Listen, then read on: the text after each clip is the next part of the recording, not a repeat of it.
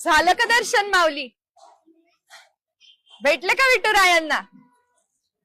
हे तुमचं बरं आहे. विठुरायाचं दर्शन घ्यायचं आणि समदा कचरा आणून माझी ओटी भरायची.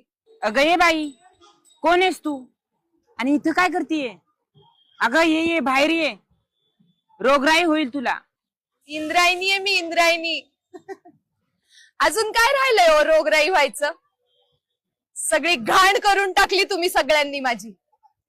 तिथं बसून ज्ञानोबा माऊलीनी ज्ञानेश्वरी लिहिली होती, तेव्हा काय रुबाब होता माझा.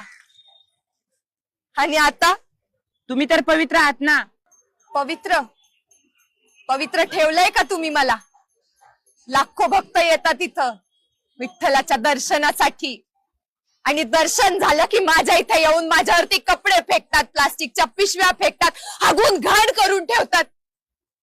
आई म्हणता ना तुम्ही मला, इंद्रायणी आई. मग तुमच्या आईच्या कुशीत तुम्ही असाच कचरा करता का? सुधरा रे आता तरी.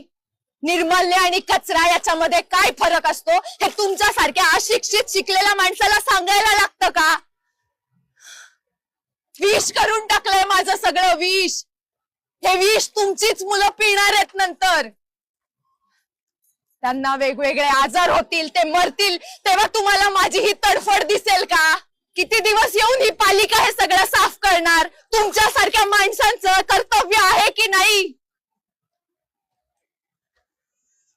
मरतीये मी, वाचवा मला.